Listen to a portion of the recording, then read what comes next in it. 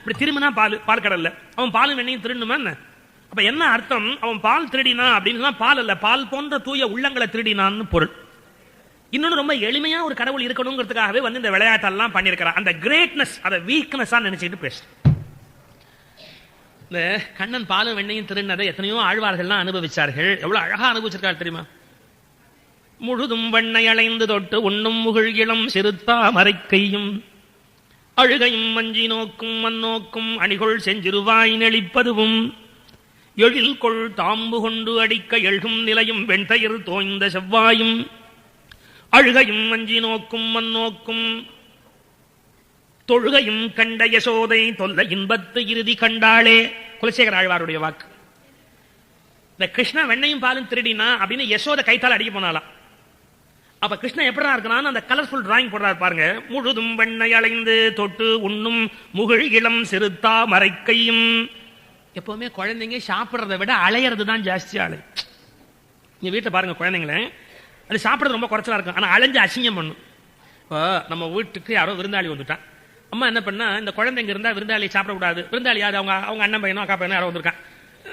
இந்த குழந்தை இருந்தா வீட்டில் சாப்பிடக்கூடாதுன்னு என்ன பண்ணுவா, டப்புனு அதுக்கு பருப்பையும் சாதத்தையும் நெய்யையும் போட்டு பிசைஞ்சு ஊட்டி நீ எதிர் வீட்டில் போய் விளையாடு, எதிர் வீட்டில் போய் விளையாடு அப்படின்னு அதை பேக் பண்ணி அனுப்பிச்சுடுவா.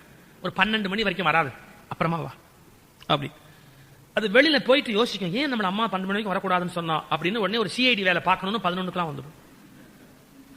அது வரவும் இவன் உட்காந்து வச்சு சாப்பாடு போட்டு உட்காந்துருப்பா. இலை போட்டு, சரி அவங்க அண்ணன் வந்திருக்கான், பெரியப்பா பையன் அண்ணன் வந்திருக்கான், சாப்பாடு போடுறான். இலை போட்டு சாப்பாடு போட்டு இந்த குழந்தை வந்தா கரெக்டாக பண்ணணும்னா இதை அனுப்பிச்சு விட்டு சாப்பாடு போட்டு அது இப்படி வந்து இப்படி இந்த பையலை பார்த்துட்டு முதல் கேள்வி நாக்க பிடிக்கிற மாதிரி கேட்கும். இந்த குண்டு மாமா வரான் தான் என்ன வெளியே போய் சொன்னியா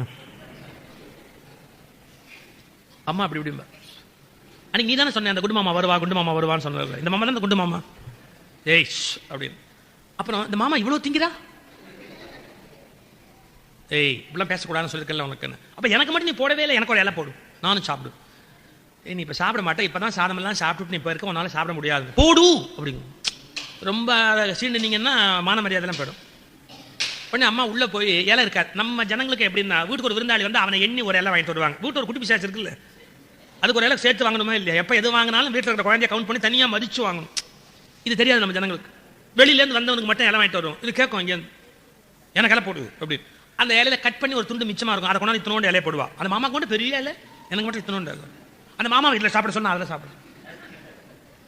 அவன் கொஞ்சம் கெட்டிக்காரன் தான் எந்திரிச்சிருவான், நீ உட்காந்துக்கோ சாப்பிட்டுக்கோ அப்படின்னு. அப்பதான் கொஞ்சமா சாப்பிட முடியும் அவனால. நான் தட்டிலே சாப்பிட்டுக்கிறேன், எனக்கு தட்டிலே போடுங்க, அந்த குழந்தைங்க இலையில போடுங்க. அது ஒண்ணு சொல்லு, நீ நல்ல மாமா. போய் அம்மா அதை பார்த்த உடனே இதுக்கு குறைச்சலா போகணும், இத்தனோண்டு சாதத்தை மெதுவா அப்படியே போடுவா. நிறைய போடுவோம், நீ சாப்பிட மாட்டே, வேஸ்ட் பண்ணுவேன். இல்லை சாப்பிடுவேன், போடுவோம். அம்மா அந்த சாதத்தை போட்டுட்டு அப்படி உள்ள போய் சமையல் சொல்வா, பா நான் அப்புறம் பார்த்துக்கிறேன். இது சொல்லு, நான் மாமாவோடையே டாட்டா போவனே, நான் மாமாவோடையே போயிடுவேன் அப்படின்னு.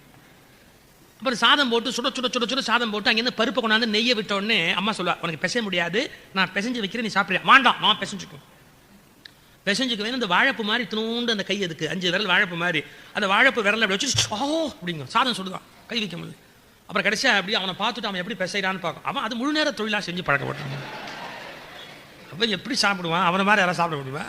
அது இப்படி அவனை பார்க்கும், அவன் எப்படி சாப்பிட்றான்னு இப்படி பார்த்துட்டு மெதுவாக அந்த 5 விரல் அவனையே மாறி உள்ள வச்சு ஒரு அழுத்தம் முடியாது. இருந்தாலும் கடைசியில் குழந்தைங்க எரிச்சல் ஒரு காரியம் பண்ண தெரியுங்களா, அப்படியே அயன் பண்ணும், துணி அயன் பண்ற மாதிரி இலையில அப்படியே சாதத்தை வச்சு பிசைய வரல அதுக்கு கூட தேய்ச்சிட்டு அப்படி எடுத்தா ஒரு சோத்து பறக்க அப்படி ஒட்டியிருக்கும். அந்த இடத்துல அப்படி ஒட்டியிருக்க சோத்து பறக்க அப்படி வாய்க்குள்ள விட்டு அதுவே பிசைஞ்சு அதுவே சாப்பிட்டு தான் ஒரு திருப்தி. ஒரு குழந்தை சாப்பிட்டது குறைவா இருக்கும், ஆனா அலைஞ்சது ஜாஸ்தியா இருக்கும். ஆனா நம்ம என்ன நினைப்போம் தெரியுமா, குழந்தைக்கு அதை அலையாம சாப்பிட்டா பரவாயில்லையேன்னு அம்மா அடிப்பாங்க. ஒரு விஷயம் சொல்றேன், அலையாம அது சாப்பிட்டா சத்து வராது, அலைஞ்சு வீணாக்குனா கூட குழந்தை சந்தோஷத்துல ஆரோக்கியமா இருக்கும். அது வீணாக்குதுன்னு சொல்றேன் பாத்தீங்களா, அது வீணாக்குற போது அதுக்கு வருகிற மகிழ்ச்சி இருக்கு, அதை நீங்க சாப்பாட்டால கொடுக்க முடியாது.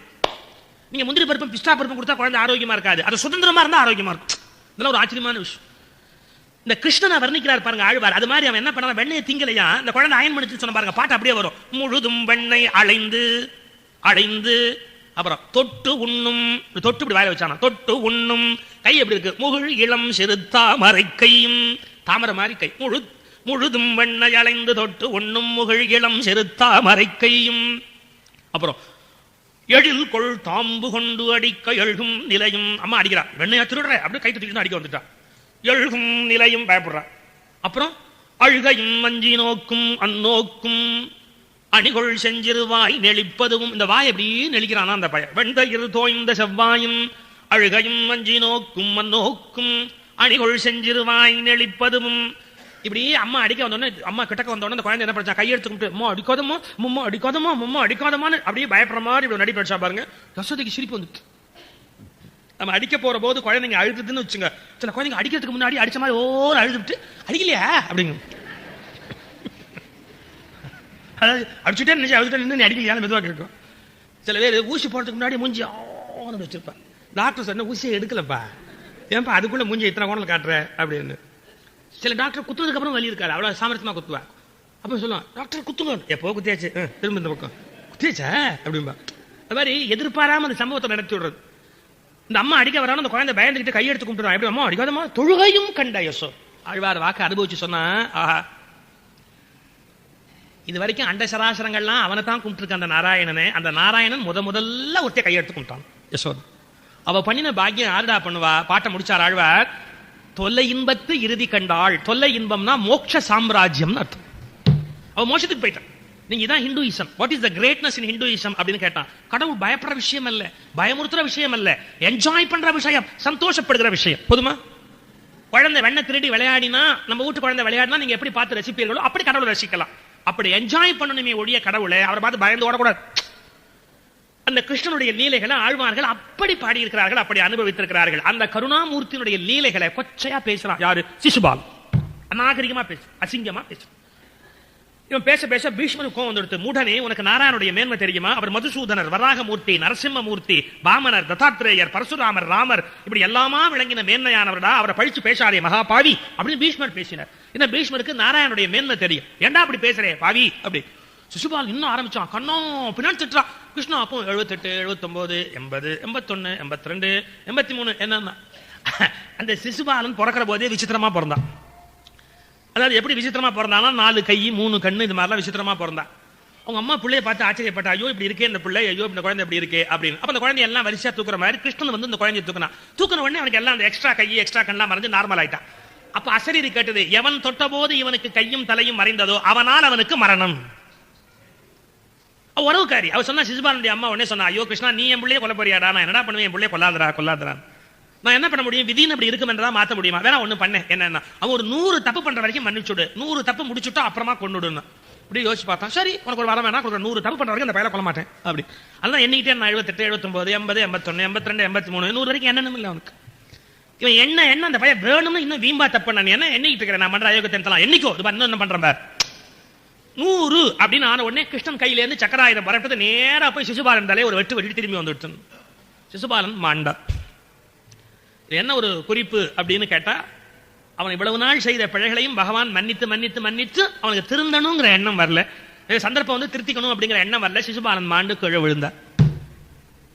இந்த ராஜாக்கள் ஏற்கனவே ஜராசந்தனை கொண்டாச்சு, இப்ப சிசுபாலனை கொண்டாச்சு. ஒரு மாதிரி கலையபரமாயி போச்சு அந்த இடமே, அந்த சபா மண்டபமே இப்ப ஒரு மாதிரி கலையபரமா ஆயிருக்கு. இந்த சூழ்நிலையில தருமன் மெதுவா வியாசரை பார்த்து கேட்டான், என்னுடைய பிறப்பால் நிறைய அரசர்களுக்கு மரணம்னு பெரியவர்கள்லாம் சொன்னார்கள். நான் இப்போ ஒரு நகரத்தை நிர்மாணித்து மண்டபத்தை கட்டினா இப்படி சிசுபாலன் மாண்டு போறான், இதெல்லாம் நடந்து போச்சு, ஜராசந்தன் செத்து போயிருக்கிறான். அப்போ என்னுடைய ஜாதகப்படி ராஜாக்கள்லாம் செத்து போறதுங்கிறது முடிஞ்சு போச்சா, நான் இனிமே சந்தோஷமா இருக்கலாமா, ராஜாக்கள்லாம் செத்து போறது முடிஞ்சு போச்சா? வியாசர் சொன்னார், இப்பதான் ஆரம்பமாச்சு, இது பிள்ளையார் சொல், இனிமே வரிசையா அந்த வேலையை எல்லாம் செய்வான், வரிசையா ஒவ்வொருத்தனா வந்து உங்கள்கிட்ட சாவான், விதி அப்படி இருக்கு, என்ன பண்ண முடியும் அப்படின்னு. ஆஹா, நான் அரச குடும்பத்துல பிறந்து எல்லா அரசர்களையும் க்ளோஸ் பண்றது என் வேலை அப்படின்னா எனக்கு மனசு கேட்கலையே. நான் இனிமே எப்படி மாற போறேன், ஒரு அரசனாவே இருக்க மாட்டேன், சாத்வீகமான மனுஷனா மாற போறேன். எப்படி தெரியுமா? எப்படி என் மனைவியவே ஒருத்த கையை பிடிச்சி இழுத்தா கூட நான் அவனை கொல்ல மாட்டேன், அவ்வளவு பொறுமையா மாறிடுவேன். யாருக்கும் கோவம் வரக்கூடிய விஷயம். அந்த நிலையில கூட நான் பொறுமையா இருப்பேன், நான் கோவப்படாம இருப்பேன். நான் கோவப்படாமையே இருந்துட்டா ராஜாக்கள் சாக மாட்டாங்க இல்லையா? வியாசர் சொன்னார், லேட்டா சாவாங்க. அன்னைக்கு வேணா சாகாம இருக்கலாம், அடுத்த நாள் சாகாமையா இருப்பான், கோவம் வராமையா இருக்க, ஒரு நாள் ஒரு நாள் வராதா? நீங்க என்னதான் சொல்றீங்க அப்படின்னு. இல்ல, நான் என்னுடைய முயற்சியை எடுத்துக்கிறேன், நான் இனிமேல் எந்த காரணம் கொண்டு கோபப்பட மாட்டேன், பிரதிஜை அப்படின்னா தரும். எல்லாம் முடிஞ்சு போச்சு. எல்லாம் அவருடைய ஊருக்கு திரும்பினார்கள். எல்லாம் அவங்க ஊருக்கு திரும்பி இருந்த போது, அவர்கள் ஊருக்கு அங்க திரும்பி போன பிறகு இந்த யாகம் எப்படி நடந்தது, இந்த யாகத்தினுடைய மேன்மை என்ன அப்படிங்கறத பத்தி எல்லாரும் பேச ஆரம்பித்தார்கள். எங்க ஒவ்வொரு ஊர்லயும் போய். அது மாதிரி அர்ச்சனாபுரத்துக்கு போன உடனே துரியோதனால சாப்பிட முடியல. தூங்க முடியல, மனசு அவனுக்கு அதே நினைப்பு. அவன் எப்படி வசதியா இருக்கிறான், அவனுக்கு என்னென்ன பொருள் கிஃப்டா வந்தது, என்னென்ன நன்மை வந்தது, ஒன்னொன்னா யோசித்துக் கொண்டே இருக்கிறான். நீங்க அடுத்தவங்க நல்லா இருக்கிறத நாம நினைச்சு கஷ்டப்படுறதுன்னு ஆரம்பிச்சா நம்ம எப்படிங்க நிம்மதியா இருக்க முடியும்? நான் நல்லா இருக்கணும்னு ஆசைப்பட்டா ஒன்றும் தப்பே கிடையாது. நான் நல்லா இருக்கணும், வீடு கட்டணும், கார் வாங்கணும், நகை வாங்கணும், சௌக்கியமா இருக்கணும், உதவணும், எல்லாருக்கும் சாப்பாடு போடணும், சந்தோஷமா சேர்ந்து சாப்பிடணும், நோய் இல்லாம நொடி இல்லாம வாழணும், சந்தோஷமா போய் சேரணும். இது நினைச்சா ஒன்றும் தப்பே கிடையாது. இது எல்லாம் நினைக்கலாம். எழுத்து வீட்டுக்காரன் நல்லா இருக்கக்கூடாது, அவன் தூக்கி உள்ள வச்சு பார்க்கணும், அவன் வீணா போகணும், இவன் இல்லாம இருக்கணும், அவன் சந்தோஷமா இருந்தா எனக்கு ஆகவே ஆகாது, அவன் சிரிக்கவே கூடாது, எவனுமே சிரிக்கக்கூடாது. இப்படிலாம் முடிவு பண்ணா நம்ம எப்படி நிம்மதியா இருக்கிறது? இன்னைக்கு ஒரு பெரிய ஆச்சரியமே என்னன்னு கேட்டா, எல்லாரும் அவன் சந்தோஷத்தை அடுத்தவன் துக்கத்துல வச்சிருக்கான்.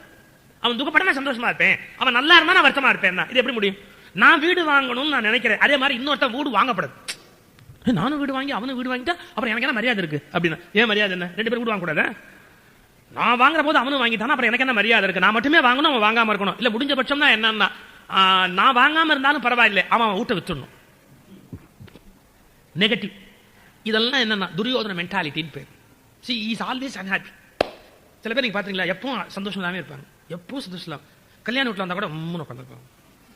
ஏன் ஒரு மாதிரியா இருக்கு கல்யாண வீட்டுல? இன்னும் பெரிய கல்யாணம் பண்ண ரொம்ப வாழ்ந்து போயிட்டா இருக்கும். சரி, அப்புறம் ஏன் கல்யாணத்துக்கு வந்த? வீட்டுல இருக்க பிடிக்கல, என்ன இழவோன்னு பாக்கிறதுக்கு. இது கல்யாணம், என்ன கல்யாணம் ஒண்ணுதான், கருமாதி ஒண்ணுதான். அப்படி பேசுவோம். சரி, சாப்பிட வரியா? வந்து தொலைக்கிறேன். பரிமாற ஏப்பா அந்த பாயசத்தை போட்டு தொலையன், அது தொலைக்கணுமா உங்களுக்கு? போட்டு தொலையன்.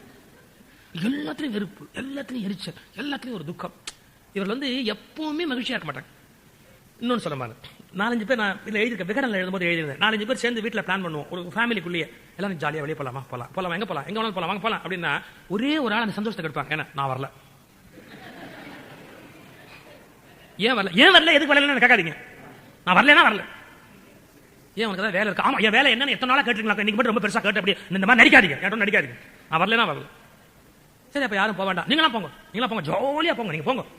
அது ஜாலியாங்கிறத நெருப்பு மாதிரி சொல்லுவாங்க. நீங்களும் ஜாலியா போங்க. அது நான் இல்லாம போனீங்க இன்னும் சந்தோஷமா போயிட்டு வரீங்க, போயிட்டு போங்க. என்ன குணம் அது? அதாவது அடுத்தவங்க சிரிச்சுட்டா பிடிக்காது, சந்தோஷமா இருந்தா பிடிக்காது, மகிழ்ச்சியா இருந்தா பிடிக்காது. எல்லாரும் தள்ளி மண்ணள்ளி போடணும், தான் தள்ளி மண்ணள்ளி போட்டுக்கணும், எல்லாரும் துக்கமாவே இருக்கணும். இதெல்லாம் மன நோய். எத்தனை பேருக்கு அப்படி இருக்காங்க தெரியுமா? சந்தோஷமாவே இருக்க மாட்டாங்க, யாரும் சந்தோஷமா இருக்க மாட்டாங்க. இந்த மாதிரி நோயில இருந்து வெளியே வர நான் சொல்றேன், வாழ போற காலம் கொஞ்சம், லைஃப் வெரி ஷார்ட் ஸ்பேன். நமக்கு எதை கொடுத்துருக்கான் கடவுள் கொஞ்ச நாள், எவ்வளவுன்னு தெரியாது யாருக்கு. ஜோசியம் சொல்ற ஜோசியம் எப்ப போறான், அவனே தப்பா போட்டுருப்பான், அவனுக்கு தெரியாது, மறுநாள் கிளம்புற போறான் அவனுக்கே தெரியாது, அவன் சொல்லிட்டு தெரியும். நமக்கெல்லாம் நான் உங்களை இன்சல்ட் பண்றேன்னு நினைக்காதீங்க, எவ்வளவு மாறுதுன்னு நினைக்கிறீங்க, போட்ட கணக்கெல்லாம் எவ்வளவு தப்பா போகுது. அப்புறம் கேட்டா ஏன் மாறி போச்சுன்னா, இல்ல நான் வாக்கிய பஞ்சாங்க படி போட்டேன், திருக்கணித பஞ்சாங்க படி அவர் போயிட்டாரு அப்படின்னு. என்ன பண்ணும், போறவன் போய் சேர, நம்ம என்ன மாற்ற முடியுது? இருக்க போறது கொஞ்ச நாள், இரு வரைக்கும் நிம்மதியா இருக்க வேணாமா, சந்தோஷமா இருக்க வேணாம். எப்ப பாரு சந்தோஷத்தை கெடுத்துக்கிட்டே சில பேர் வீட்டுல வாழ்ந்துருப்பாங்க. ஏதாவது ஒரு கார். சார் ஹோட்டலுக்கு போறோம், சாப்பிடணும்னு போறோம், எவ்வளவு சாப்பிட முடியும் ஹோட்டல்ல? ஒரு 2 ஐட்டம் 3 ஐட்டம் சாப்பிடலாம், ஒரு சாலிட் ஐட்டம் சாப்பிடலாம், ஒரு லிக்விட் சாப்பிடலாம், சூப் சாப்பிடலாம், அதுக்கப்புறம் ஒரு சன்னா பட்டோராவோ இல்லைன்னா ஒரு பரோட்டா சைட் டிஷோ ஏதாவது ஒன்றும் சாப்பிடலாம். சாப்பிட்டு முடிச்சா அப்புறம் என்ன ஒரு ஆரஞ்சு ஜூஸோ இல்லை ஒரு பாலோ மில்கோ அவன் ஜௌரியத்துக்கு ஏற்ற மாதிரி பர்சு வசதிக்கு ஏற்ற மாதிரி ஒன்று சாப்பிட்டு எழுந்து வெளியே வரலாம். என்ன சாப்பிட முடியும்? மிஞ்சி போனா டோட்டலா 4 ஐட்டம் தான் ஒரு ஹோட்டல் போனா சாப்பிட முடியும். ஸ்வீட்ஸ் அப்புறம் அப்புறம் காஃபியோ பாலோ சாப்பிட்டு எழுந்தா 4 ஐட்டத்துக்கு மேல மனுஷனால் திங்க முடியாது. இவ்வளவு முடியும் ஹோட்டலுக்கு போனா. நீங்க சந்தோஷமா வெளியே வரணுமா இல்லையா? அப்ப போனோம்ப்பா சந்தோஷமா ஹோட்டலுக்கு சாப்பிட்டோம். சில பேர் அப்போ சந்தோஷமா வர மாட்டான். அந்த போர்டு எப்படி பார்ப்போம், 32 ஐட்டம் போட்டிருக்கான், நான் 4 தான் சாப்பிட்டேன், இன்னும் 28 ஐட்டம் சாப்பிடவே, இன்னும் எவ்வளவு சாப்பிடணும் எனக்கு ஆசை, சாப்பிடவே இல்லை. என்ன சாப்பிட்டோம் அப்படின்னா நீ என்னைக்கும் துக்கமா இருக்கணும். 32 ஐட்டம் எனக்கு மொத்தமா திங்க முடியுமா? என்ன சாப்பிட்டோமோ சந்தோஷப்பட்டு எழுந்து வெளில வருமா, என்னென்ன சாப்பிடல லிஸ்ட் எடுத்துக்கிட்டு நம்ம துக்கமா வெளியே வருது. இந்த கல்யாண வீட்டுல சில பேர் பாத்தீங்கன்னா இலையில மூக்க பிடிக்க சாப்பிட்டுட்டு கை கழுவ போறதுல அந்த அண்டாலாம் வச்சிருப்பான், அதை பரிதாபமா பார்ப்பான். இவ்வளவு நம்மளால திங்க முடியலையே அப்படின்னு அதெல்லாம் அப்படி பாத்துக்கிட்டே வரும். அட பாவி, அண்டாவா திங்க முடியுமாடா? அது இன்னும் 10 பேர் திங்கிறது தாண்டா வச்சிருக்கிறான், அதை அப்படியே பரிதாபமா அப்படியே பார்ப்பான். அடப்பாங்க, அதாவது இவன் என்ன தின்னாலும் சந்தோஷமே இல்லை, என்ன திங்கலையோ அது மனசுலயே நிக்குது அப்படின்னு. நான் எதுக்காக இதை டிஸ்கிரைப் பண்றேன்? என்றோ வாழ்ந்த துரியோதனை பற்றி எனக்கு எள்ளளவும் கவலை இல்லை. இன்றைக்கும் மகிழ்ச்சி குறைவாக வாழுகிற ஒவ்வொரு மனிதர்களை பற்றியும் நான் அக்கறையோடு சொல்றேன். பி ஹாப்பி, ஆனந்தமாக இருங்கள், ஆனந்தமாக இருங்கள். வாழ்க்கை மகிழ்வதற்கு தரப்பட்டது. இது ஒரு திருவிழா. வாழ்க்கை நமக்கு கொஞ்ச நேரம் இருக்கு, சந்தோஷமா கொண்டாட்டு போயிடுச்சு. அழுது வடிஞ்சு எவன் பார்த்தாலும் ஒப்பார வச்சுக்கிட்டே இருந்தேன் பாருங்க. Is unhappy. துரியோதன் ரொம்ப வருத்தத்தில் இருக்கிறான். ஏன் வருத்தமா இருக்கான்? தர்மன் நல்லா இருக்கானேன்னு வருத்தமா இருக்கான். நான் எழுதுறான் பாருங்க, எப்படி சொல்றாரு பாருங்க. இதுல இருந்து நான் பாரதியாருடைய பாஞ்சாலி சபதத்துக்கு போறேன். வில்லிபுத்தூர் பாரதத்தை கொஞ்சம் ஒதுக்கி வச்சுட்டு மகாகவி பாரதி பாஞ்சாலி சபதம் பாடி இருக்கிறார். பியூட்டிஃபுல், அருமையான கவிதை பாரதியினுடைய கவிதை. பாரதி ஏன் பாஞ்சாலி சபதம் பாடினார், அது ஒரு பெரிய கதை. அதாவது இந்தியா விடுதலை அடையணும்னு பாரதி நினைக்கிறான். அப்ப வந்து பாஞ்சாலி சபதம் பண்ணின உணர்ச்சியை கொண்டு வந்தா இந்தியனுக்கு ரோஷம் வரும் அப்படின்னு முடிவு பண்ணினான். பெரிய பாரத கதையில அந்த பாஞ்சாலி சபதம் பண்ற பகுதியை மட்டும் எடுத்து அது ஒரு பெரிய காவியமா பாடுகிறார் மகாகவி பாரதி. இதுக்கு நான் என்ன சொல்றது, பள்ளிக்கூடத்தில் படிக்கிற போது ஒரு குரூப் போட்டோ எடுத்துருப்பாங்க சில பசங்க, 50 பேர் சேர்ந்து இத்தனை மூஞ்சி எலும்புந்தோலமா அப்படி திரும்பி ஒரு சைடில் ஒரு போட்டோ எடுத்து வச்சிருப்பான் பள்ளிக்கூடத்தில். அந்த பையன் 45 வயசுல பெரிய ஆளா மாறி இருப்பான், ஏதோ ஒரு பெரிய போஸ்ட்ல வந்து உட்கார்ந்துருப்பான். அப்ப அவனுக்கு அந்த பள்ளிக்கூடத்தில் படிச்ச படத்தை கண்டுபிடிச்சு பள்ளிக்கூடத்தில் தலைவர் அப்படின்னு அந்த போட்டோ எடுத்து போடுவான். எப்படி போடுவான், இவங்க அந்த சின்ன வயசுல படமே கிடையாது, ஆனா அந்த பள்ளிக்கூட குரூப் போட்டோல இவன் மூஞ்சி இருக்கு, அதை கண்டுபிடிச்சு வாங்கி அதை அத்தனோண்டு இடத்த மட்டும் ரவுண்ட் பண்ணி அதை கம்ப்யூட்டர்ல கொடுத்து என்லார்ஜ் பண்ணி பெருசா ஆக்கி அதை அட்டப்படமா போட்டான், பள்ளிக்கூடத்தில் தலைவர் அப்படின்னு போட்டான்.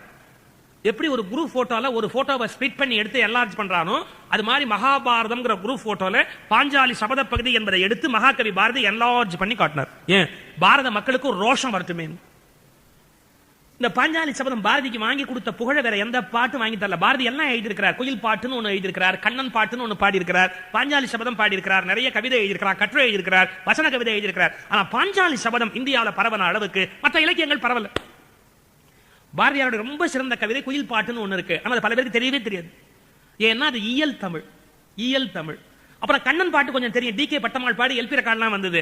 தின்னப்பழம் கொண்டு தருவான் பாதி தின்கின்ற போதிலே தட்டி பறிப்பான், என்னப்பன் என்னையன் என்றால் அதனை எச்சிற்படுத்தி கடித்து கொடுப்பான், தீராத விளையாட்டு பிள்ளை. இதெல்லாம் ரொம்ப பாப்புலரான சாங்ஸ். உங்களுக்கு எப்படின்னா கண்ணன் பாட்டு எல்பி ரெக்கார்ட்ல வந்து பாப்புலர் ஆகி போச்சு. இதுவும் பாரதியாருடைய பாடல் தான். ஆனா குயில் பாட்டு தெரியவே தெரியாது, கண்ணன் பாட்டாவது கொஞ்சம் தெரியும். ஆனா பாஞ்சாலி சபதம் ஸ்டேஜுக்கு ஸ்டேஜ் டிராமாவை போய் இந்தியா முழுக்க பரவிச்சு. நான் இதை வச்சுக்கிட்டு ஒரு ஆராய்ச்சி பண்ணேன். என்னன்னா இயலை விட இசையை விட நாடகம் வந்து ரொம்ப செல்வாக்கா இருக்கும் எப்பவுமே. இயல்னா பாட்டு, கவிதை, எழுத்து, பேச்சு, இதெல்லாம் இயல். இசை வந்து பாடுறது, நாடகம் எல்லாம் கலந்தது. இயலும் இருக்கும், இசையும் இருக்கும், நடிப்பும் இருக்கும். அதான் அது முத்தமிழ்ல 3வது தமிழ், உயர்ந்த தமிழ், செல்வாக்குடைய தமிழ். நீங்க இயலுக்கு இருக்கிற செல்வாக்கை விட நாடகத்துக்கு செல்வாக்கு ஜாஸ்திங்க. எப்படின்னா பேசியும் எழுதியும் நாட்டை கவர்றதை விட நடிச்சு கவரலாம்னு முடிவு பண்ணிட்டாங்கல்ல. அப்ப நாடக தமிழ் பேச்சை விட இயலை விட வசதி உடையதாய் போச்சு பாருங்க. ஒண்ணும் பண்ண அசைக்க முடியல உங்களுக்கு. இயலை விட நாடகத்துக்கு அவ்வளவு செல்வாக்கு. பாரதி இயல் தமிழ்ல குயில் பாட்டு எழுதியிருக்கான், அற்புதமான கவிதை. காலை இளம் பரிதி வீசும் கதிர்களிலே நீல கடலோர் நெருப்பெதிரே சேர்மணி போல் மோகனமாம் ஜோதி பொருந்தி முறை தவறா வேகத்திரைகளினால் வேத பொருள் பாடி வந்து தழுவும் வளம்சார் கரையுடைய செந்தமிழ் தென்புதுவை என்னும் திருநகரின் மேற்கே சிறு தொலைவில் மேவும் ஒரு மாஞ்சோலை. அந்த மாஞ்சோலை அதனிலோர் காலையிலே வேடர் வாராத விருந்து திருநாளில் பேடை குயில் ஒன்று பெட்புறவோர் வான்கலையில் வீட்டிருந்து ஆண் குயில்கள் மேனி புலகமுற ஆற்றல் அழிவு பெற உள்ள தனல் பெருக சோலை பறவையெல்லாம் சூழ்ந்து பரவசமாய் காலை கடலில் கருத்தின்றி கேட்டிருக்க இன்னமுதை காற்றினிட எங்கும் கலந்தாற் போல் மின்னச் சுவைதான் நெலிதாய் மிக இனிதாய் பரவுதல் போல் வானத்து மோகினியா இந்த ஒரு எய்தித்தன் ஏத்தம் விளக்குதல் போல் அப்படியே கவிதை மழையா கொட்டும் பாரதி குயில் பாட்டு. அது தெரியவே இல்லை மக்களுக்கு. ஏன்னா அது எழுதி புதஞ்சு போச்சு, புத்தகத்துக்குள்ள புதஞ்சு போச்சு. புத்தகத்துல யார் எடுத்து படிக்கிறான்? நான் பாஞ்சாலி சபதம் ரொம்ப செல்வாக்கா இருந்தது நாடகத்தமிழ். அதுக்கு இன்னொரு காரணமும் சொல்றேன். இயலை ரசிக்கணும்னா அறிவாளி தான் ரசிக்க முடியும், நாடகத்தை ரசிக்கணும்னா அறிவு அவசியம் கிடையாது. இப்ப தெரியுதா டிவி சீரியல்லாம் ஏன் ஜனங்க பாக்குறாங்க அப்படின்னு? அறிவே அவசியம் கிடையாது. அப்படியே புண்ணாக்குமார் அப்படியே உட்கார்ந்து இருந்தாவே ஒன்னும் சிந்தனையே இல்லாம உட்கார்ந்து இருந்தா அவனே எல்லாம் போட்டு போட்டு காமிச்சு முடிச்சிருவான். இது 0 ஆகிட்டு போயிடும். எவ்வளவுக்கு எவ்வளவு நாடகத்தை ரசிக்கிறோமோ அவ்வளவுக்கு அவ்வளவு நம்முடைய ஒரிஜினாலிட்டி போயிடும். நம்முடைய ஒரிஜினாலிட்டி கம்ப்ளீட்டா போயிடும். சிந்திக்கிற திறன் போயிடும். சுய சிந்தனை அப்படிங்கிறது உங்களுக்கு வேணும்னா கட்டுரை புத்தகங்கள் படிக்கணும். நான் இங்க வந்து சின்ன பிள்ளைங்க சொல்றேன், நீங்க முன்னுக்கு இளைஞர்கள் சொல்றேன், நீங்க படிக்கணும்னு நினைச்சா நாடகம், கதை, கவிதை எல்லாத்தை விட கட்டுரை புத்தகத்தை படிங்க. உங்க அறிவு வளரும். நாடு வளரணும், உருப்படணும் அப்படிங்கிற எண்ணமே வராதா? கட்டுரைகளை தேடி படிச்சீங்கன்னா அறிவு வளரும். அப்ப எப்படி முன்னுக்கு வரலாம், நாம எப்படி தொழிலதிபர் ஆகலாம், நாம எத்தனை வேலை நடத்தலாம், எத்தனை கம்பெனி நடத்தலாம், எத்தனை வியாபாரம் பண்ணலாம், டைனமிக்கா முன்னுக்கு வரலாம். கதை படிக்க ஆரம்பிச்சா அவன் கதை முடிஞ்சு போச்சு. ஒரே கற்பனையிலேயே மனசு ஓடிட்டே இருக்கும். ஒவ்வொரு சீரியல் வரும்போது அவன் என்னன்னா இவன் என்னன்னா இவன் என்ன செத்தான் அவன் என்ன கொலை பண்ணா அவனுக்கு என்ன சம்பந்தம், அது கற்பனை, வெறும் போட்டோ. ஆனா நம்ம அது என்ன சம்பந்தம் அவங்களுக்குள்ள, நீ பாத்துட்டியா, நீ இன்னும் பாக்கலையா, நீ பார்த்தோன்னே எனக்கு சொல்லு. என்ன பைத்தியம் மாதிரி அலையிறாங்க. அறிவை வளர்க்கணும் அப்படின்னா இயல் தமிழ் தான் வளரும் இந்த நாட்டில். இசைத்தமிழ் தான் எதிரி அல்ல, நாடகத்துக்கு எதிரி அல்ல. ஆனா இயல் வளர்ந்தா தான் மக்கள் வளர்ந்துருக்காங்கன்னு அர்த்தம். ஆனா பாரதி புரிஞ்சுக்கிட்டா, நம்ம அந்த நாட்டு படிப்பறிவு இல்லாத மக்கள் இவங்களுக்கு என்ன எப்படி சொல்ல முடியும், நாடக தமிழ் தான் கரெக்ட் முடிவு பண்ணும். தேசப்பற்று, தேச விடுதலை அதெல்லாம் பாஞ்சாலி சபதத்துக்குள்ள வச்சா சரி. ஏன்னா இப்ப சொல்ல போற போது உங்க மனசுல அந்த தாட் ஓடணுமேங்கிறதுக்கு ஒரு முன்னுரையை சொல்லிட்டு அதுக்குள்ள வர நான் எங்க ஆரம்பிக்கிறேன். துரியோதனை பொறாமையில பேசுறான். தனியா பேசுறா. தனியா பேச ஆரம்பிச்சாச்சுனாலே நிலைமை முத்தி போச்சுன்னு அர்த்தம். தனியா பேசிட்டு என்ன சொல்றான்? பாண்டவர்கள் சௌக்கியமா இருக்க வரைக்கும் நான் சந்தோஷமா இருக்க முடியாது. இதுதான் முதல் வியாதி. பாண்டவர் முடி உயர்த்தே இந்த பார்மிசை உலவிடும் நாள் வரை நான் ஆண்டதோர் அரசாகுமா, எனது ஆண்மையும் புகழுமோர் பொருளாகுமா, காண்டக வில்லுடையோன் அந்த காளை அர்ஜுனன் கண்களிலும் மாண்டக திரள் பீமன் தட மார்பிலும் எனது இகழ் வரைந்துள்ளது. எப்படி சொல்றான் பாருங்க. பீமனுக்கு மார்பு அகலமா இருக்கான், அது இவனுக்கு வயிறு எரியுதான். அவன் நல்லா சாப்பிட்டு சௌக்கியமா வச்சிருக்கிறான், அதுக்கே இவன் வயிறு எரியணும்? அவன் மார்பு அகலமா இருக்கிறதே எனக்கு வயிறு எரியும். அவன் அவ்வளவு பர்சனாலிட்டியா இருக்கிறதே எனக்கு பற்றிட்டு வருது அப்படின்னா நீ என்ன பண்ண முடியும்? மாண்டக திரள் வீமன் தட மார்பிலும் எனது இகழ் வரைந்து உள்ளதே. அதாவது இன்னொருத்தர் நல்லா இருக்க கூடாது. அவனுக்கு என்னென்ன கொண்டு வந்து கொடுத்தாங்க அப்படிங்கிறான். தருமன் வந்து இந்த ராஜசூய யாகம் பண்ண போது தப்பு பண்ணிட்டார். என்ன தப்புன்னா தெரியுங்களா? ஒவ்வொருத்தருக்கும் ஒரு வேலை கொடுத்தார். இப்போ இந்த விழா நடக்கணும்னா ஒவ்வொருத்தர் வேலையை, இந்த ஜம்கால் ஒருத்தர் போடணும், மைக் ஒருத்தர் பாத்துக்கணும், போஸ்டர் ஒருத்தர் பாத்துக்கணும், அந்த பூஜை பூஜை ஒருத்தர் பாத்துக்கணும், எல்லாம் ஒருத்தர் பார்த்தா தான் கரெக்டா டக்கு டக்கு டக்கு நடக்கும். எல்லாம் ஒருத்தரே பார்க்க முடியாது. வேலையை பங்கிட்டுக் கொள்வோம். அது மாதிரி இந்த யாகம் நடத்துற போது தருமர் என்ன பண்ணிட்டாரு? இப்ப பிராமணர்கள் வருவாங்க யாகத்துக்கு, சம்பாவனை கொடுக்கணும் அவங்க எல்லாம். இந்த வேலை யார்கிட்ட? அஸ்வத்தாமா நீ பாத்துக்கோ அப்படின்ட்டு. அப்புறம் வர ராஜாக்கள் எல்லாம் மரியாதை பண்ணணும், சாப்பாடெல்லாம் எடுத்து வைக்கணும், எல்லாம் பண்ணணும். இது மாதிரி வேலை எல்லாம். அப்ப பீமா எல்லாருக்கும் நல்ல சாப்பாடு நடக்குதா நீ பாத்துக்கோ அப்படின்ட்டு. இந்த மாதிரி ஒவ்வொரு வேலையை ஒவ்வொருத்தரும் ஒப்படைச்ச போது துரியோதனன் இவருக்கு தம்பி முறைதானே, உரிமையில தருமருக்கு தம்பி தானே துரியோதனே. அவங்கிட்ட என்ன வேலை கொடுத்துட்டாரு? துரியோதனா நீ என்ன பண்ற? இங்க வர்ற ராஜா எல்லாம் கிஃப்ட் கொண்டாடுவான் ஒரு மரியாதைக்கு கொடுக்கறதுக்காக, அதெல்லாம் நீ வாங்கி வையினார். இந்த வேலையை அவனுக்கு கொடுக்கலாமா? அவருக்கு வந்து யார் யார் என்னென்ன பரிசு கொடுக்குறாங்களோ அதை வாங்கி வைக்கிற வேலையை துரியோதன கொடுத்துட்டான். அவன் பொறுமையிட்டே வாங்குறான். என்னென்ன கொண்டு வந்தாங்க அவன் லிஸ்ட் சொல்றான் பாரு. ஆணிப்பொன் கலசங்களும், ரவி அண்ணனல் வைரத்தின் மகுடங்களும், மாணிக்க குவியல்களும், பச்சை மரகரத்திரளும் நன்முத்துக்களும், பூணிட்ட திருமணிதாம் பல புது புது வகைகளில் பொலிவன அவர் காணிக்கையாய் கொணர்ந்தார். ஐயோ, காணிக்கையாய் இவ்வளவு கொண்டாந்தாங்களே. 4 வகை பசும்பொன்னும், ஒரு 4000 வகை பணக்குவையும், வேல்வகை வில்வகையும், அம்பு விதங்களும், தூணியும் வாழ்வகையும், என்னென்ன பரிசு கொண்டு வந்து கொடுத்தாங்க. பரிசு சொல்றான் பாருங்க. பால்வளர் மன்னவர் தான் அங்கு பணிந்ததை என்னுள் மறந்துடுமோ. நம்ம வீட்டு கல்யாணத்துக்கு இப்படி சொல்றேன். யாரோ ஒருத்தர் கல்யாண பத்திரிகை வச்சிருக்கிறார். அவர் நம்ம வீட்டு கல்யாணத்துக்கு வந்துட்டு பரிசு கொடுத்துட்டு போனவர். உடனே நம்ம என்ன பண்ணுவோம்? பத்திரிகை பிரிச்ச உடனே மனைவி கிட்ட கேட்போம், இந்த பாருமா அவர் கல்யாண பத்திரிகை வச்சிருக்காரு, அவருக்கு நாம ஏதாவது மரியாதை பண்ணணும். நம்ம வீட்டு கல்யாணத்துக்கு வந்தாரு, அவர் என்ன பண்ணாரு? நம்ம எல்லாருக்கும் இருக்கிற எண்ணம், நம்ம வீட்டுக்கு அவன் என்ன செஞ்சானோ அதே மாதிரிதான் செய்யணும். அதை விட ₹1 மேல கொடுத்தா அவனுக்கு ஏதாவது ஆயிடும். ₹1 கீழே கொடுத்தா நம்ம கௌரவம் போயிடும். அதனால அவன் ₹500 ஒரு பொருள் வாங்கி கொடுத்தா நம்ம ₹500 ஒரு பொருள் வாங்கி கொடுக்கணும். அவன் ஒரு மில்க் குக்கர் வாங்கி கொடுத்தா நம்ம பதிலுக்கு ஒரு மில்க் குக்கர் வாங்கி கொடுக்கணும். அவன் வெறும் பொம்மை வாங்கி கொடுத்தா நம்ம பொம்மை வாங்கி கொடுக்கணும். அவன் செக்கா கொடுத்தா நம்ம செக்கா கொடுத்தணும். அவன் என்ன மாதிரி கொடுத்தா அப்படியே கொடுத்தணும். அதான் நம்ம கணக்கு செட்டில்மெண்ட். இதான் நம்ம பழக்கம். நம்ம கேட்போம், வீட்டில் கேட்போம், ஏமா நம்ம வீட்டு கல்யாணத்துக்கு வந்தாரு, அவர் என்ன கொண்டு வந்தாரு ஞாபகம் இருக்குதா அப்படின்னு. அந்த மாதிரி சொல்லு, நான் எத்த கண்டேன் எனக்கு என்ன தெரியும், கல்யாணத்தில் எங்கேயோ நான் பாட்டுக்கு சுத்திக்கிட்டே எனக்கு ஞாபகமே இல்லை. அப்ப நம்ம எதிர் வீட்டுக்காரங்க உட்காந்துருக்கிறேன். யாரை கேட்குறீங்க? அதான் அந்த ராமச்சந்திரன் வந்தாரு, அவர் என்ன அவர் எவர் சொல்லுவா கொண்டாந்தாரு. அவன் லிஸ்ட் வச்சிருக்கான் கரெக்டா. நம்ம வீட்டுக்கு வந்து யார் யார் என்னென்ன கொடுத்தாங்கன்னு அவன் ராத்திரியே எழுதி வச்சுட்டான். அவன் லிஸ்ட் கரெக்டா வச்சிருக்கேன், நமக்கு என்னென்ன வந்தது அப்படின்னு. நான் வேற ஒரு ஊர்ல இருந்த போது கோயம்புத்தூர்ல இருந்தேன். நான் காரை இப்படி வெளியே எடுத்துன்னு வச்சுங்க, வீட்டை விட்டு சாயங்காலம் ஆச்சுன்னா காரை வெளியே எடுத்துன்னா ஒருத்தர் இருந்தார் அங்கே பக்கத்தில். அவர் எண்ணிக்குவார் எனக்கு எவ்வளவு ப்ரோக்ராம், அதுக்கு என்ன பணம் வரும், அவர் லிஸ்ட் பண்ணிட்டு வந்துருக்கு. கார் வெளியே சாயங்காலம் புறப்பட்டாலே அவர் சார் மீட்டிங் போறாரு. அப்போ நான் வேற இடத்துக்கே போக மாட்டேன், ஒரு கோயில் குளத்துக்கு போக மாட்டேன். அவரே சொல்லுவார், உங்களுக்கு இந்த மாசம் ஒரு 18 தடவை மீட்டிங் இருக்குமே, அவர் கணக்கு போடுவார். நமக்கு மறந்து இருக்கும், அவர் டான்னு சொல்லுவார். எவ்வளவு பேர் எவ்வளவு வேலை பார்க்குற மாதிரி, நமக்கா நம்ம வேலையை அவன் பார்த்துட்டு இருக்கிறான். இவன் சொல்றான் என்னென்ன பரிசு கொடுத்தாருன்னு சொல்றான் பாருங்க. வரவெல்லாம் என்னென்ன கொடுத்தானா இதெல்லாம் லிஸ்ட் சொல்லிட்டு, இதெல்லாம் யாரு கொடுத்தா? கிழவியர் தபசியர் போர் பதம் கிடிக்கதை படிப்பவன் பொறுவை என்றும் பழவினை முடிவென்றும் சொல்லி பதுங்கி நிற்போன் மர தன்மை இல்லான் வழவழ தருமனுக்கு. எப்பவுமே குழந்தை பேசுறவன் தருமன், வெட்டு ஒண்ணு துண்டுலாம் கிடையாது. வழவழ தருமனுக்கு இந்த மாநில மன்னவர் தலைமை தந்தார். தம்பியர் தோல்வலியால் இவன் சக்கரவர்த்தி என்று உயர்ந்ததும். இவன் என்ன பெரிய சக்கரவர்த்தி, தம்பியினுடைய தயவுனால பெரிய ஆளா காட்சி கொடுக்குறான். இவனுக்கு எப்படி பொறுத்திடுவேன், இவன் இளமையின் வளமைகள் அறியேனா. எனக்கு தெரியாதா இவனை பத்தி, இவன் பெரிய சக்கரவர்த்தின்றாங்களே, சின்ன வயசுல எப்படி இருந்தாலும் தெரியாதா? இதுவும் இன்னைக்கு நீங்க சந்திக்கிற மக்கள் பல பேர் மனசுல இருக்கிற ஒரு நோய். நம்ம யாராவது சொல்லி நல்லா பாடுறாருல்ல, பிரமாதமா பாடுறார், ஒரு பெரிய பாடகர் நீங்க புகழ் உச்சியில இருப்பார், அவரை பத்தி நம்ம சந்தோஷமா சொல்லுவோம். ஒருத்தர் அவருக்கு பக்கத்து தெருவில் இருப்பாரு, இல்ல உறவுக்காரரா இருப்பாரு, அவர் சொல்லிட்டு இருப்போம், உங்களுக்கு கூட உறவுன்னு சொன்னீங்கல்ல, அவர் நல்லா பாடுறார் பிரமாதமா. என்ன 10 வயசுல ஆப்டராயரோட அலைஞ்சான். இது என்ன இப்போ என்னன்னு இப்ப 10 வயசுல ஆப்டராயர் தான் போட்டிருப்பேன். என்ன ஆனாலும் என்ன தப்பு போச்சு. அவன் எனக்கு அன்னையிலேருந்தே தெரியும். அவன் அன்னையிலேருந்து தெரியுமே, ஒரு கீர்த்தனை அவனால பாட முடியுமா? அவன் எப்படி பாடுறான்? அதாவது அந்த சின்ன வயசுல மூக்கு ஒழுகிட்டு நின்னான். இது ஒரு விஷயமா சொல்லுவாங்க. சின்ன வயசுல எல்லாருக்கும் தான் மூக்கு ஒழுகும், மூக்குன்னு ஒன்று இருந்தா ஒழுங்கு தான் செய்யும். அவன் நல்லா பாடுறான்னா அவனை பத்தி அசிங்கமா கமெண்ட் வச்சுட்டு வந்துருக்கும். அது சாதாரணமான கமெண்ட், எல்லாருக்கும் லைஃப்ல நேச்சுரலா நடக்கக்கூடிய விஷயம். அதாவது அவனை புகழ்ந்துட்டா இவனால் தாங்க முடியாது. இப்ப என்ன பத்தி இன்னொரு சுகிசாமி நல்லா பேசுறாரு. என்ன பேசுறாரு அவர்? பேச்சு போட்டிக்கு போன போது மறந்ததெல்லாம் எனக்கு தெரியும். நம்ம ஸ்கூல்ல மறந்து தான் போவோம்.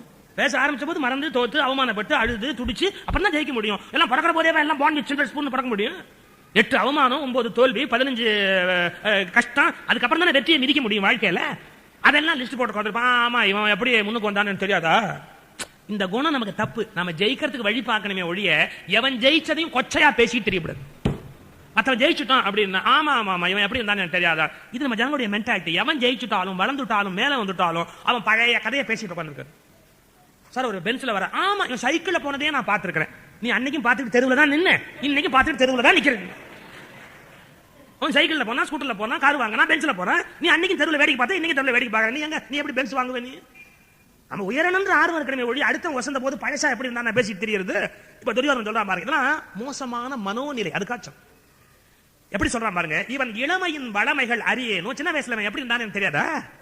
அப்புறம் இவனுக்கு என்ன கொடுத்தாங்க? செந்நிற தோல், கருந்தோல், அந்த திருவளர் கதலியின் தோலுடனே வெண்ணிற புலித்தோள்கள், பல வேழங்களோடு அவற்றுடைய தோல். எப்படிப்பட்டது? சால்வைகள், ஏலம் கருப்பூரம், நரும் இலவங்கம், பாக்குநல் ஜாதி வகை, கோலம் பெருக்குணர்ந்தே. அவர் கொட்டி நின்றார். கவனிங்க, கொட்டி நின்றார், கரம் கட்டி நின்றார். எல்லாம் கொடுத்துட்டு பணிவா வேற நிக்கிறான். தர்மன்ட்ட சக்கரவர்த்தி இல்லையா, அவனுக்கு கப்பம் கட்டிவிட்டு தைரியமா நிக்கல. கொடுத்துட்டேன்னு கையை கட்டிக்கிட்டு போதுங்களான்னு கேட்டுக்கிட்டு இருக்கிறான். இதை என்னால சகிக்க முடியல, என்னால சகிக்க முடியல. ஆடுகள் கொணர்ந்தார், ஆடுகள் சிலர் கொணர்ந்தார், பலர் ஆயிரம் பசு கொணர்ந்தார். மாடுகள் பூட்டினவாய், பல வகைப்படு தானியம் சுமந்தனவாய். எத்தனை எத்தனை வண்டி, ஈடுரு வண்டி கொண்டே எத்தனை பேர் கொண்டு வந்து கொடுத்தார்கள் அப்படின்னு சொல்லி அதை எண்ணி எண்ணி எண்ணி எண்ணி என்று இவ்வாறு பல பல எண்ணி ஏழையாகி இறங்குதலுற்றார். பாரதி ஒரு வார்த்தை போட்டான் பாருங்க, இப்படி நினைச்சு நினைச்சே துரியோதனை ஏழையா போயிட்டான். இவன் ஏழை. ஹஸ்தினாபுரத்து அரண்மனை சொந்தக்காரன், தங்கத்துல மேஜ, தங்கத்துல தட்டு, தங்கத்துல ஸ்பூனு, சாப்பாடு. இவன் ஏழையா போயிட்டான். இன்னொன்னு பாருங்க, அவன் எப்படி எல்லாம் வசதியா இருந்தான். என்னென்ன பஞ்சம், அந்த படுக்கிற படுக்க அப்படிப்பட்ட தங்கத்து கட்டில். அவனுக்கு போட்டிருக்கிற நகை பல கோடி இருக்கும் துரியோதனுக்கு. அவனை பார்த்து பாரதி சொல்றான், இப்படி எண்ணி எண்ணி ஏழை ஆயிட்டான். எப்படி ஏழையாக முடியும்னா, இப்போ ஒரு உண்மை புரிஞ்சு போச்சா? செல்வம்ங்கிறது நமக்கு எவ்வளவு இருக்குங்கிறத பொறுத்ததல்ல, எவ்வளவு இருக்கிறதா நினைக்கிறோங்கிறத பொறுத்தது. செல்வம் என்பது சிந்தையின் நிறைவு. குமரகுருபர சுவாமிகள் ஏழையா இருப்பான், ஆனா ரொம்ப கம்பீரமா இருப்பான். சிலர் பணக்காரனா இருப்பான், அப்பவும் 10 பைசா கிடைக்குமா எங்கிட்டு இருப்பான். எனக்கு இந்த இன்டர்நேஷனல் ஃபிளைட்ஸ் எல்லாம் வரும்போது சில விஐபி எல்லாம் நான் அதில் பார்க்கறது உண்டு. இந்த சிங்கப்பூர்ல இருந்து வெளிநாடுகள்லாம் போயிட்டு ஃபிளைட்ஸ்ல, இன்டர்நேஷனல் ஃபிளைட்ல இப்போ ஓப்பனாக சொல்றேன், என்னன்னா குடிக்கிற சமாச்சாரம் ஃப்ரீயா கொடுப்பான். கொஞ்சம் சின்ன சின்ன பாட்டில் ஃப்ரீயா கொடுப்பான். நமக்கு அது அவசியமே கிடையாது, நான் வாங்குறதே கிடையாது. பேசாம உட்காந்துருப்பேன். டிஃபன் கொண்டாந்து கொடுத்தா சாப்பிடுவோம், குடிக்கிறது கொண்டாந்து கொடுப்பான், முந்திரி பருப்பு கொண்டாந்து கொடுப்பான், சாப்பிடுவேன். அது மாதிரி சில பேர் என்னன்னா, சில பிரபலமான நடிகைகள், பிரபலமான நடிகர்கள், நான் இந்த தமிழ்நாட்டில் பார்த்த பெரிய மனுஷன், அந்த இலவசமா கொடுக்குற பிச்சைக்காரமா, இன்னும் 2 டின் கூட, 2 பாட்டில் கூட, அப்புறம் நாம வாங்கல, நீங்க வாங்கி கொடுங்களேன், நீங்க உங்க பங்கு வாங்கி கொடுங்களேன். இதை வாங்கியா அவனுக்கு நிறைய போகுது. நீ கொஞ்சம் வாங்கி கொடுங்க, நீ கொஞ்சம் வாங்கி ஒரு குத்து வாங்கி ஜாஸ்தி வாங்கி கொடுங்க. நீங்க வாங்கல, நான் 3 6 வாங்கிட்டேன். இனிமே சிரிப்பாவே அந்த ஏர் ஹோஸ்டஸ் சிரிப்பா, பிச்சைக்கார மாதிரி இப்படி கேட்கறானே அப்படின்னு. அதுக்காக நான் கேட்டா இனிமே சிரிப்பா, நீங்க கொஞ்சம் வாங்கி கொடுங்க, உங்களுக்கு நீங்க வாங்குறது இல்ல. எப்படி இது பிச்சைக்காரத்தனம்? இவ்வளவு வசதி இருக்கு, எவ்வளவு சொத்து இருக்கு, அவங்க கொடுக்குற இத்தனோடு 2 அந்த குடிக்கிற டின்னு வாங்கி வச்சு என்ன பண்ண போறான்? அப்பதான் புரிஞ்சுக்கிட்டேன், எத்தனை கோடி இருந்தாலும் அவனுக்கு பிச்சைக்கார புத்தி போல. இவன் என்ன பணக்காரன், கோடீஸ்வரன். அதாவது ஏழை எப்படி ஏழை ஆயிட்டான்? எல்லா பணமும் இருக்கு, அவனுக்குள்ள இருக்கிற தரித்திர புத்தி போல. நான் இதை வச்சுதான் ஒரு கருத்து எப்பவும் சொல்றது, தரித்திரம் வேறு, தரித்திர புத்தி வேறு. தரித்திரம் வேற, தரித்திர புத்தி வேற. தரித்திரம் வந்தா விதி. சில சமயத்துல தரித்திரம் வந்து சேரும், சாப்பிட முடியாம போயிடும், இல்லாம போயிடும், நமக்கு வறுமை வரலாம், அது தப்பு கிடையாது, ஏன்னா விதிப்படி வருது. தரித்திரம் வேற, தரித்திர புத்தி வேற. தரித்திர புத்தி இருந்தா முன்னேறது கஷ்டம். தரித்திர புத்தி ஒரு சின்ன உதாரணம் சொல்லுவாங்க. தஞ்சாவூர்ல ஒரு பண்ணையாரு ஊஞ்சல் ஆடிக்கிட்டு இருக்கிறாரு. ஒரு சம்சாரம் வெத்தலை பாக்கு மடிச்சு கொடுக்கும். அது அப்புறம் சமயத்தில் அந்த வெத்தலை பாக்கு பெட்டி அப்படி வச்சுட்டு அது உள்ள போச்சுன்னா அவரே அதை எடுத்து வெத்தலை பாக்கு போட்டுக்குவாரு. அவர் வெத்தலை பாக்கு அப்படி எடுக்கிறாரு, உள்ள ஒரு 30 வெத்தலை 35 வெத்தலை அப்படி இருக்கு. அவர் வெத்தலை இப்படி எடுத்து இப்படி பார்த்தார். ஐயோ பழுப்பா இருக்கு. ஒரு 30 வெத்தலை, ஒரு 10 வெத்தலை பழுப்பா இருக்கும்ல, கருப்பா இருக்கும், பழுப்பா இருக்கும்ல. இந்த வெத்தலை பழுப்பா இருக்கு இப்படி வச்சுக்கிட்டாரு. இது கருப்பா இருக்கு, ஐயோ இது காஞ்சி போறாப்புல இருக்கு. ஒரு 7-8 வெத்தலை எடுத்து வச்சுட்டு இதை பாக்கி 23 வெத்தலை எப்படி பார்த்தாரு. இதெல்லாம் நல்லா இருக்கு, சாயங்காலமா போடலாம், பெட்டிக்குள்ள வச்சுட்டு. இதுல மேல பக்கத்தை கிள்ளி, கீழே பக்கத்தை கிள்ளி, கொஞ்சம் பரவாயில்ல அப்படிங்கறதெல்லாம் எடுத்து ஒரு 7-8 வெத்தலையை தேத்தி வாய்க்குள்ள போட்டு ஊஞ்சல் ஆடிக்கிட்டே இருக்கு. அப்புறம் எல்லாம் முடிஞ்சு மத்தியானம் சாப்பிட்டு தூங்கி சாயங்காலம் எந்திரிச்சு 23 வெத்தலையை எடுத்தா அதுல ஒரு 8 அழுகி இருக்கு. ராத்திரி உடனே சொல்றாரு, ஐயோ அழுகி இருக்கு, ஐயோ பழுத்து இருக்குது, அப்படின்னு ஒரு 6-7 வெத்தலை எடுத்து வச்சுட்டு இதெல்லாம் நல்லா அப்புறமா போட்டுக்கலாம். நமக்கு பெட்டில் மூடி வச்சுட்டு மறுபடியும் இதை வெட்டிக்கிட்டு அழுகு வெத்தலை எல்லாத்தையும் வாயில போட்டுக்கிட்டே இருக்காரு. இவர் என்னைக்காவது நல்ல வெத்தலை போட முடியுமோ? தினம் வாங்கி வைப்பேன், 5 பழுத்து போயிடும் 8 பழுத்து போயிடும். பழுத்து உட்காந்து தின்னுக்கிட்டே உட்காந்துருக்கிறேன். நல்ல வெத்தலை இவன் பேசாம உள்ள வச்சு மூடிட்டான். அப்ப என்ன போச்சு? இவன் ஜென்மத்துக்கு அழுகு வெத்தலை தான் போட போறான். ஒரு வேடிக்கை சொல்லட்டுமா? என்னன்னா இப்படியே இந்த ஆள் அழுக வெத்தலையாவே தின்னு ஒரு 70-72 வயசு செத்துக்கிட்டான். செத்து போனதுக்கு அப்புறம் இவன் பல்லக்கல்ல வச்சு கூட்டிட்டு போறான். சில ஜாதியில என்ன வழக்கம்னா வெத்தலை பாக்கு வாயில வைப்பான் செத்ததுக்கு அப்புறம். அப்ப அந்த புரோகிதர் என்ன பண்ணா, பக்கத்துல இருந்தவன் டபக்கு 4 நல்ல வெத்தலையா சுருட்டி அது வாயில வச்சு அனுப்பணுமே சுருட்டான். பையன் சொன்னான், அதை வைக்காதீங்க. ஏன் அப்படின்னா, எங்க அப்பா அழுக வெத்தலை தான் சாப்பிடுவாரு ஒழிய நல்ல வெத்தலை சாப்பிட மாட்டாரு அப்படின்னு அழுக வெத்தலையா 6 சுருட்டி புனத்து வாயில சொல்லுவான். அவனுக்கு என்னன்னா, போற அன்னைக்கு கூட நல்ல வெத்தலை 4 வெத்தலை கிடையாது. சரி தரந்தியா 4 வெத்தலை அழுகல இருக்கா, சனியை தூக்கி எரிஞ்சுட்டேன்னு வச்சுக்கோ, நல்ல வெத்தலை போட்டுக்கலாமா இல்லையா? இது ஒரு மன நோய். எப்படி நோய்னு கேட்டா, தரித்திரம் இல்லை, வாழ்க்கையில செல்வம் இருக்கு, ஆனா தரித்திர புத்தி இருக்கு. பெண்களுக்கு அந்த குணம், ஆம்பளை மட்டும் சொல்ல நினைக்காது, பெண்களுக்கு அந்த குணம் உண்டு. என்னன்னா, ஃப்ரிட்ஜை திறந்து அதுல காஞ்சி போன காய்கறி, வீணா போனது, கருவேப்பிலை, சத்து இல்லாம எல்லாத்தையும் அள்ளி இதை இன்னைக்கு யூஸ் பண்ணு, இதெல்லாம் ஃப்ரெஷ்ஷா இருக்கு, உள்ள இருக்கணும் சாத்தி மறுபடியும் அழுகுனதுக்கு அப்புறம் தான் மரணம் எடுத்து வெளியே கொடுப்பேன். இவன் ஒரு நாள் நல்ல காய்கறி திங்கவே முடியாது. என்ன கூத்து இதெல்லாம், என்ன கூத்து? நல்ல சனியை தூக்கி எறிஞ்சு ஃப்ரெஷ்ஷா சாப்பிட வேண்டாமா? நல்லது சாப்பிட வேண்டாமா? நான் திருப்பி சொல்றேன், இருக்கிற காலத்துல மனுஷன் சந்தோஷமா ராஜாமா வாழணும். அதை விட்டு கஞ்சத்தனம், தரித்திர புத்தி, அப்ப பார்த்தாலும் எல்லாத்தையும் பழசு அழுகல் எல்லாத்தையும் தின்னுகிட்டு, முந்தா நாள் பழையது அதுக்கு முந்தினதையே தின்னுகிட்டு, புதுசு எல்லாத்துக்கு மறுபடியும் ஃப்ரிட்ஜுக்குள்ளேயே வச்சுக்கிட்டே இருந்தா வாட் நான்சென்ஸ் இட் இஸ். வாழ தெரியவில்லை மக்களுக்கு, வாழ தெரியாது. வாழ்வது ஒரு பெரிய கலை, கத்துக்கணும். எப்படி வாழணும்ன்ற டெக்னிக் கத்துக்கணும். தரித்திரம் வேறு, தரித்திர புத்தி வேறு. இப்ப துரியோதனுக்கு தரித்திரம் இருக்குதா? அரண்மனை ராஜா விட்டு கணக்கு எப்படின்னா, ஆனா அவன் என்ன சொல்றான், என்று இவ்வாறு பல எண்ணி ஏழையாகி இறங்குதல் உற்றார். ஏழையா போட்டான். எப்படி ஏழையா போயிட்டான்? அவன் மனசுல இப்ப ஏழ்மை தானாவே வந்துடுத்து. அதை எழுதுறான் பாருங்க பாரதி, என்று இவ்வாறு பல எண்ணி ஏழையாகி இறங்குதல் உற்றார். சரி, அவன் என்ன நினைக்கிறான், இந்த ஏழ்மையை போக்கணும் அப்படின்னா யார்கிட்ட போய் சொல்லி போக்குறது? அவனுக்கு மாமன் யாரு? சகுனி. அவங்கிட்டனா அந்த துக்கத்தை சொல்லி அழ முடியும். அவனுக்குள்ள பொறாமை உண்டுதான். இதை பாரதி எழுதுறான் பாருங்க, நெஞ்சத்து உள்ளோர் பொறாமை எனும் தீ நீழ்வதால் உள்ளம் நெக்கு உருகி போய். பொறாமை அப்படியே நெருப்பு மாதிரி எரியுது அவனுக்குள்ளே. மஞ்சன் ஆண்மை மரம் திண்மை மானம் வன்மை யாவும் மறந்தனாகி, தன்னுடைய பெருமை குலப்பெருமை எல்லாம் மறந்து போச்சு அந்த பயலுக்கு. பஞ்சையாம் ஒரு பெண்மகள் போலும் பாலர் போலும் பரிதவிப்பானாய். ஒரு ஏழை மாதிரி பைத்திய மாதிரி அலைகிறான் துரியோதனன், என்ன பண்றதுன்னு தெரியல. அப்ப ஒரு வார்த்தை சொன்னான், என்னன்னா, யாது நேரினும் எவ்வகையானும் யாது போயினும் பாண்டவர் வாழ்வை தீது செய்து மடித்திட எடு. இந்த இடத்துல பாரதி ஒரு அருமையான உண்மையை நமக்கு புலப்படுத்தினார்.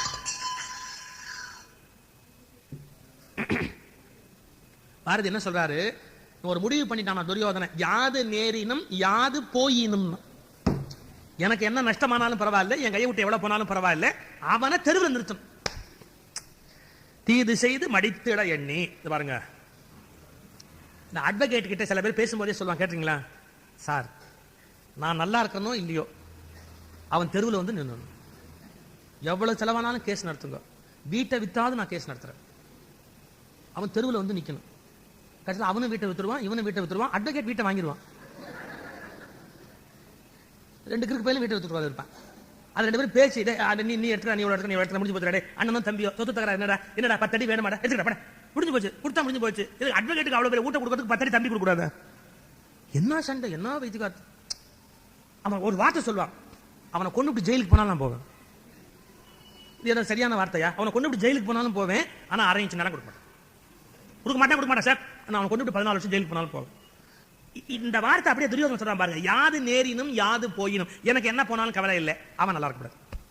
நீங்க தொன்று தொட்டு மனித குலம் சந்திக்கிற பிரச்சனைகள் ஒண்ணுதான். என்னன்னா, ஒரே மாதிரியான மன வருத்தங்களை தான் மனித குலம் சந்திச்சுக்கிட்டே இருக்கு. இப்ப நாங்க என்னத்துக்கு பாரத கதை சொல்றோம்? இப்போ துரியோதனை பத்தி நீங்க தெரிஞ்ச என்ன போகுது, தர்மனை பத்தி தெரிஞ்ச என்ன போகுது, தர்மர் ஆட்சி நடத்தினாதான் என்ன, நடக்காட்டிதான் என்ன, நமக்கு அது என்ன ஆகுது? நம்ம மனசுல என்ன மாதிரியான குறைபாடு இருக்குன்னு ஒப்பிட்டு பார்க்கறதுக்கு இது ஒரு வாய்ப்பு தானே. எங்க அப்பா ஒரு கதை சொல்வார், நீங்க கேட்டிருப்பீங்க கண்டிப்பா, அந்த கதை தெரியும் உங்களுக்கு, என்ன சொல்றேன். ஒரு பையன் தவம் பண்றதுக்காக குளத்தங்கல்ல போய் உட்காந்து தவம் பண்ண, அப்படி உட்காந்து தவம் பண்ணிட்டு இருந்தான் குளத்தங்கல்ல. இவன் தவம் பண்ண போறத பார்த்த உடனே எழுத்துட்டுக்காரன் புறப்பட்டு வந்து எதிர்கடல உட்காந்து தவம் பண்ண ஆரம்பிச்சிட்டான். இவன் மட்டும் என்ன பண்றது, நான் பண்ண. சாமி இவன் முன்னாடி வந்துட்டு, ஏண்டா என்னடா உனக்கு வேணும் வரோம் அப்படின்னார். இவன் சாமியை சொன்னான், கொஞ்சம் நவரு எதுக்குனார். எதிர்த்தாப்புல எங்க எழுத்துட்டுக்கார மாதிரி இருக்கான், அவன் தானான்னு தெரியல. அவனே தான்டா, உனக்கு வரம் கொடுத்துட்டு இப்ப அவனுக்கு போய் அடுத்தாப்புல கொடுக்கணும், அவன் உனக்கு அடுத்த நாள்ல இருந்து உட்காந்துட்டான், இப்ப உனக்கு வரம் கொடுத்துட்டு அவனை தான் போறேன், முதல்ல உனக்கு என்ன வேணுமோ கேள். அவங்கிட்ட போய் கேளு, அவன் என்ன கேட்கறான்னு தெரிஞ்சுக்கிட்டு வந்து என்கிட்ட சொல்லு, அப்புறமா நான் என்னோட விஷயத்தை முடிவு பண்றேன். கடவுள் சொன்னார், நான் என்ன கொரியர் சர்வீஸ் நடத்துறேன்? நீ கொடுக்குற மெசேஜ் கொண்டு போய் அவங்ககிட்ட கொடுத்துட்டு அப்புறம் அவங்க கொண்டு வந்து உங்ககிட்ட கொடுத்துட்டு எனக்கு ஒரு வேலை இல்லையா? நான் கடவுள்ட. எது வேணும்னா மரியாதையா இப்பவே கேளு, அப்புறம் இன்னொரு தடவை வரமாட்டேன். உனக்கு என்ன வேணுமோ கேடு, கேட்டு குடிச்சுட்டு அந்த ஆட்ட போறேன், அவங்ககிட்ட போனா அவன் வரமாட்டேன். அவன் இப்படி பார்த்தான். அப்போ ஒரு காரியம் பண்ணு, என்ன அவன் என்ன கேட்கறானோ அது மாதிரி 2 மடங்கு எனக்கு வேணும், அவ்வளவுதான். அவன் என்ன கேட்டாலும் அது மாதிரி நமக்கு 2 மடங்கு வேணும். அது கொடுக்குறியா? கொடுக்க 2 பேட்ட கடவுள். அவங்கிட்ட போன உடனே அவன் கேட்டான், நீ அங்கேருந்து தானே வர்ற? ஆமா. அவன் என்ன கேட்டான்? இது அவன் என்ன கேட்டா உனக்கு என்னடா? உனக்கு வேண்டிய என் வரமே அவன் என்ன கேட்டான்னு தெரிஞ்சுக்கிட்டதுக்கு அப்புறம் தான் கேட்க முடியும். அவன் என்ன கேட்டான்? உனக்கு என்ன கொடுத்தாலும் அது மாதிரி 2 மடங்கு உனக்கு வேணும்னு சொல்லிட்டான். இப்போ உனக்கு 1 வீடு கொடுத்தா 2 வீடு, உனக்கு 1 பவுன் கொடுத்தா 2 பவுன், உனக்கு வந்து 1 கோடி ரூபாய் கொடுத்தா 2 கோடி ரூபாய், எது வேணாலும் கேளு அப்படின்னா. அப்ப எனக்கு என்ன ஒண்ணுனாலும் 2? ஆமா. அப்ப எனக்கு ஒரு கண்ணை எடுத்துடு.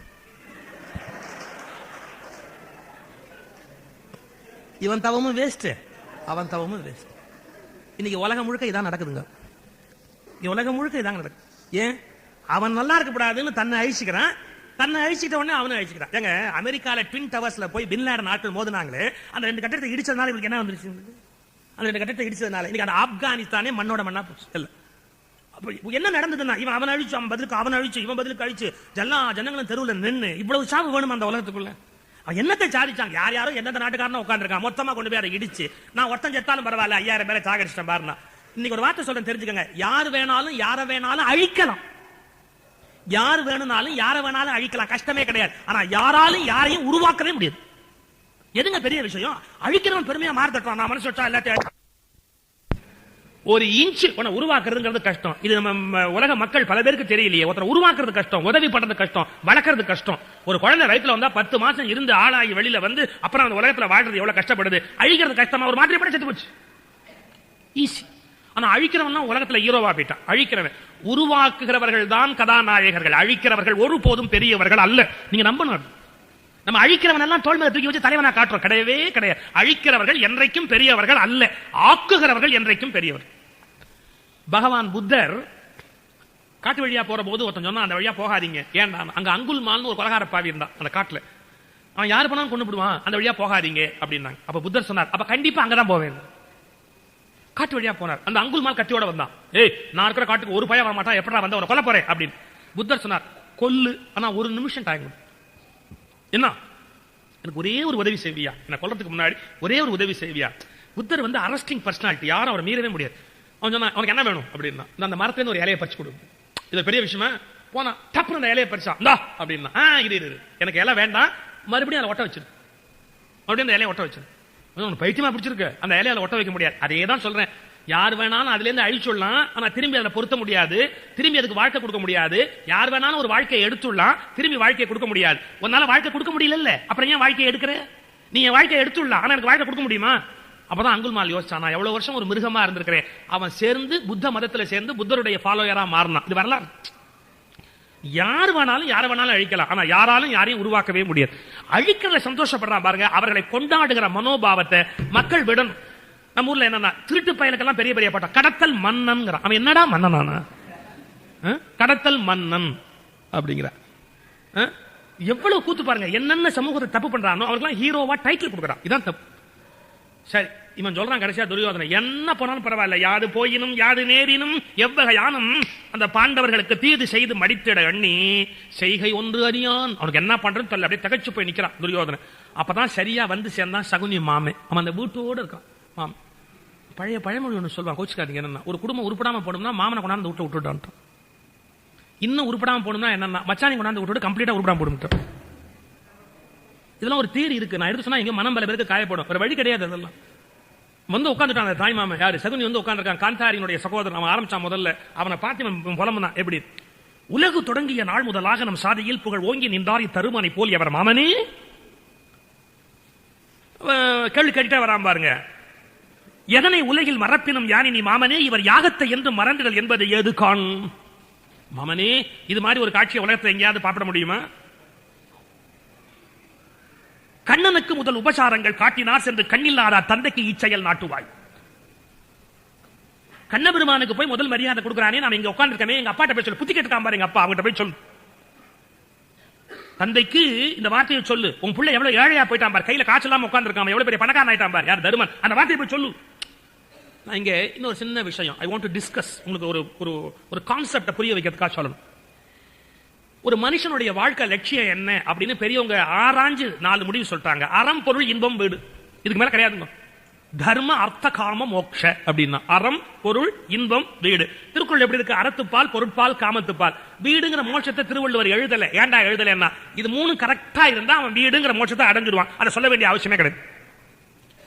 இந்த தர்ம, அர்த்த, காம, மோட்சல அறம், பொருள், இன்பம் இது 3ஐயும் நீங்க உலகத்துல கடைபிடிக்கணும். கடைபிடிக்கிற போது கம்பேர் பண்ணியே தீரணும். அவரோட தர்மத்தோட நான் தர்மமா இருக்கிறேன்னா, அவரை மாதிரி நான் அதர்மமா இருக்கிறேன்னா, கம்பேர் பண்ணாம நீங்க ஒரு முடிவுக்கு வர முடியுமா? முடியாது. நான் நேற்றுக்கு சொன்னேன் பிள்ளைங்களை கம்பேர் பண்ணக்கூடாதுன்னு. ஆனா சில சமயத்துல கம்பேர் பண்ணி தான் ஒரு முடிவுக்கு வரணும். இவன் நல்லவனா கெட்டவனா, இவன் பணக்காரனா, இவரை விட இவன் பணக்காரனா இல்லையா தான் கம்பேர் பண்ணணும். நாமளே கம்பேர் பண்ணாதான் கொஞ்சம் மேல வர முடியும். அவர் மாதிரி நம்ம இல்லையே, இவர் மாதிரி நம்ம இல்லையே, கம்பேர் பண்ணணும். எதுல? 3 விஷயத்துல, அறம், பொருள், இன்பம். அறம்ங்கிறது தர்மம். தர்மத்துல யாரோட கம்பேர் பண்ணணும்?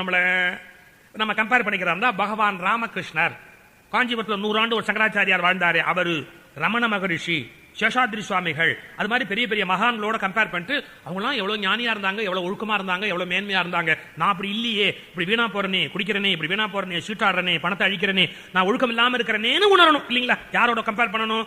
அறத்தில் உயர்ந்த மகாத்மா காந்தி, பகவான் ராமகிருஷ்ணர், ரமணர், அவங்களோட கம்பேர் பண்ணணும்.